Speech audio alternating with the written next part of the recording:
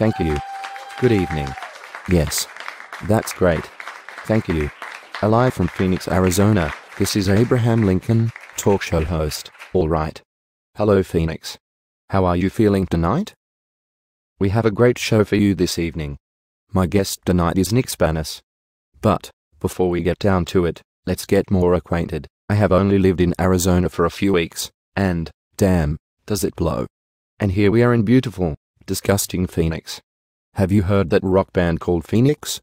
Let's just assume that they are named after the mythical creature of legend and not this horrible city.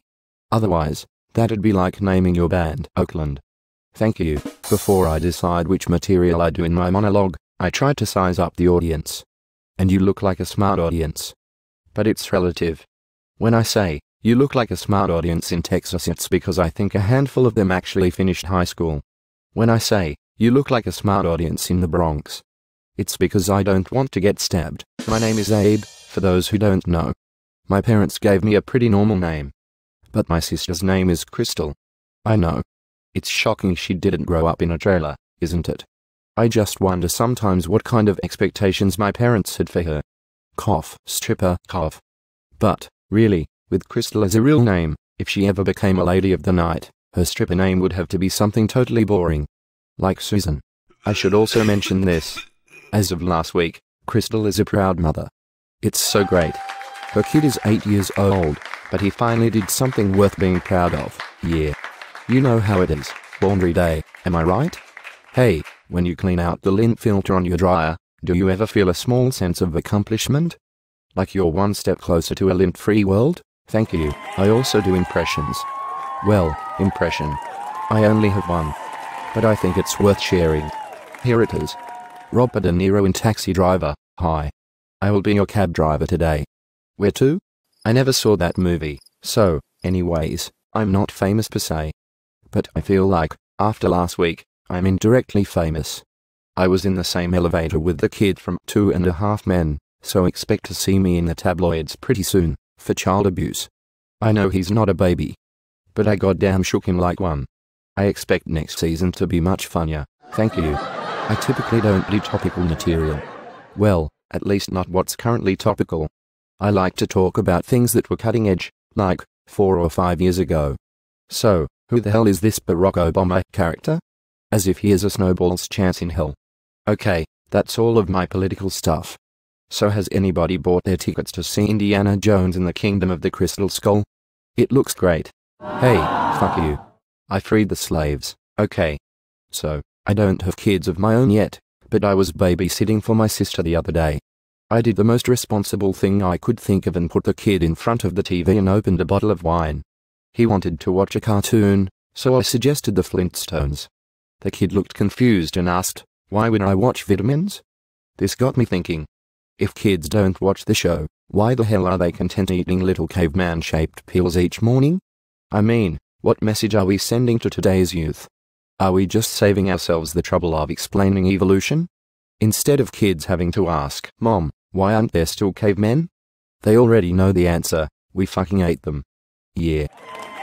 Cannibalism. Alright. Thank you. Thank you. I plan on naming my first child, Doctor. I figured it's much easier than sending the kid to medical school. Cheaper too. Thank you. My apartment is a fucking mess. But I like it that way. It tells people, hey, I have better things to do in my life than clean some smelly apartment. What am I, a maid? Am I right? Yeah. Thank you. I have a friend whose place is much worse. But he rationalizes it. He tells people, yeah, it's a bit messy. But I wouldn't call it filthy. Oh. So you're not a slob, you're just a lazy guy with a thesaurus. Thank you.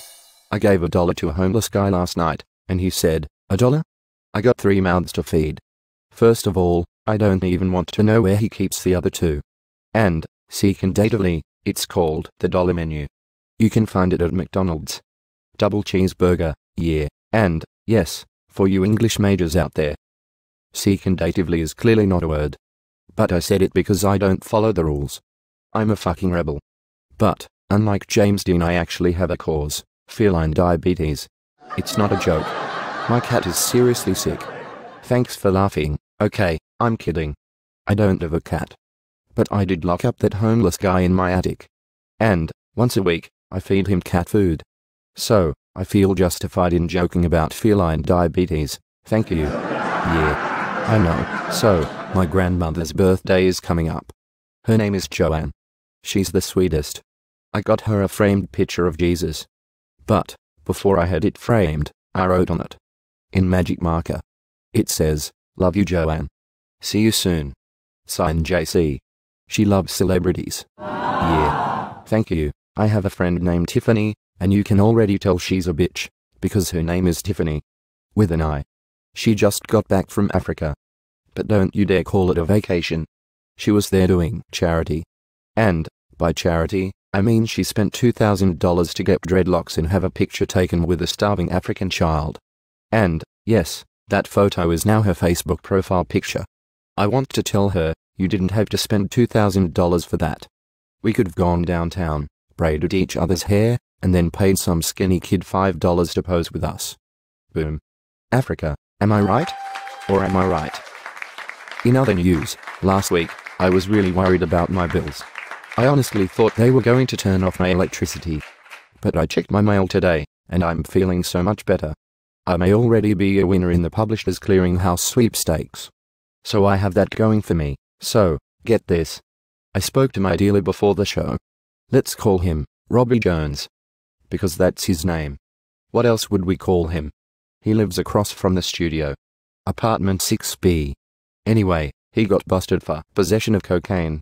As a penalty, he is taking a drug awareness class. Let's think about that for a second. First of all, I'm pretty sure the guy is already aware of drugs. Heck, he could probably teach the fucking class. But, just for the sake of argument, let's say he ends up learning even more about drugs. What did we accomplish there? That's like taking a car thief and forcing them to read a book on how to more efficiently steal cars. Robbie is getting free drug dealer training. Way to go, Arizona. Yeah. Okay then. My first guest tonight is Nick Spanis. He's from... No wait. Okay. You know what the sound means. We're out of time. Thanks to my guests. You've been a lovely audience. As I say each night, it's time for me to whistle for a cab, and when it comes near, I'll see that the license plate says fresh and it has dice on the mirror. If anything, I could say that this cab was rare, but I'll think, nah, forget it, go homes to Bel Air.